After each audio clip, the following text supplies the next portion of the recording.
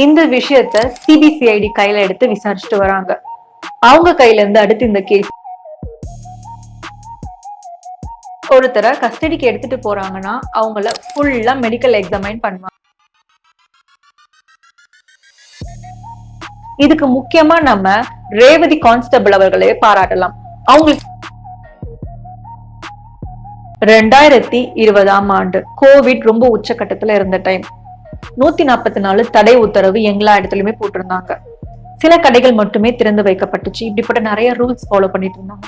இந்த சமயத்துலதான் பென்னிக் அவர்களையும் ஜெயராஜ் அவர்களையும் சாத்தாங்குளம் போலீஸ் அவர்கள் அரெஸ்ட் பண்ணிட்டு போறாங்க. இந்த புரோட்டோகாலை ஃபாலோ பண்ணல அப்படின்னு சொல்லிட்டு நைட் அழைச்சிட்டு செல்றவங்க மறுநாள் வீடு திரும்பும் பொழுது பிணமா தான் திரும்புறாங்க. இந்த விஷயத்த சிபிசிஐடி கையில எடுத்து விசாரிச்சுட்டு வராங்க. அவங்க கையில இருந்து அடுத்து இந்த கேஸ் சிபிஐக்கு போகுது. 48 மணி நேரத்துல சிபிஐ அவங்க சார்ஜ் ஷீட் ஃபைல் பண்றாங்க. அந்த ஸ்டேஷன்ல இருந்த 9 போலீஸ் ஆபீசர் தான் இந்த மரணத்துக்கு காரணம் அப்படின்னு சொல்லிட்டு. இதுக்கு முக்கியமா நம்ம ரேவதி கான்ஸ்டபிள் அவர்களே பாராட்டலாம். அவங்களுக்கு இந்த அநியாயம் நடக்கும்போது அதை பார்க்கும்போது மனசு கேட்கலையோ என்னமோ அவங்க அப்ரூவரா மாறுறாங்க.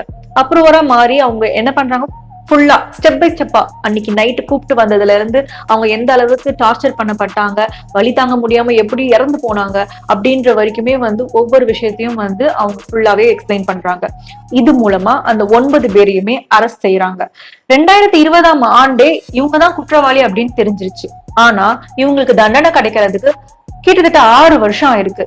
6 வருஷம் கழிச்சு Madurai court additional judge Muthukumaran அவர்கள் இந்த 9 போலீஸ் ஆபீசர்களுக்கும் மரண தண்டனை அப்படின்னு சொல்லிட்டு தீர்ப்பளிச்சிட்டாரு. மரண தண்டனை rarest of the rarest case அப்படின்னு சொல்லப்படும் விஷயத்துக்கு மட்டுமே கொடுக்கக்கூடிய விஷயம். சில விஷயம் சமூகத்துல பயங்கரமான தாக்கத்தை ஏற்படுத்தியிருக்கும். அந்த மாதிரியான விஷயங்களுக்கு தான் மரண தண்டனை அப்படின்றது கொடுக்கப்படும். சரி, இப்ப மரண தண்டனை கொடுத்துட்டாங்க. ஆனா இப்படி ஒரு விஷயம் திருப்பி நடக்கக்கூடாதுன்றதுக்காக போலீஸ் டிபார்ட்மெண்ட்லயும் சரி, இல்ல எதனா புரோட்டோகால் படி என்னென்ன ரூல்ஸ் அண்ட் ரெகுலேஷன்ஸ் போட்டிருக்காங்க, இல்ல என்னெல்லாம் போலீஸ் ஸ்டேஷன் ஃபாலோ பண்றாங்க அப்படின்றத நாம பார்க்கலாம். முதல் விஷயம் ஃப்ரெண்ட்ஸ் ஆஃப் போலீஸ். இவங்க எக்ஸாம் எழுதிட்டு வர போலீஸ் கிடையாது. வாலண்டரி பேசிஸ்ல அவங்களே போய் அவங்களை ரெஜிஸ்டர் பண்ணிப்பாங்க.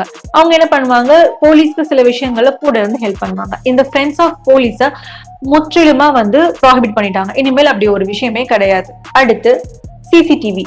கண்டிப்பா என்ட்ரன்ஸ்ல இருந்து செல், அந்த உள்ளுக்குள்ள கஸ்டடிக்குள்ள அடைக்கிறாங்க இல்லையா கூட்டிட்டு போறவங்க, அந்த செல் வரைக்குமே கண்டிப்பா கேமரா இருக்கணும். ஆனா அந்த கேமரா கிட்ட நம்ம ரெக்கார்ட் கேட்கும் பொழுது ரெக்கார்ட் அழிஞ்சிருச்சுன்னு சொல்லக்கூடாதுன்றதுக்காக 18 மாதங்களுக்கான ஸ்டோரேஜ் கம்பல்சரி அப்படின்றதையும் இவங்க ஃபாலோ பண்ணிட்டு வராங்க ரூல்ஸ் படி. அடுத்து பெண்கள். ஒரு பெண் கைதியை அரெஸ்ட் பண்ண போறாங்கன்னா கண்டிப்பா அங்க இன்னொரு பெண் ஆபீசர் கண்டிப்பா இருக்கணும்.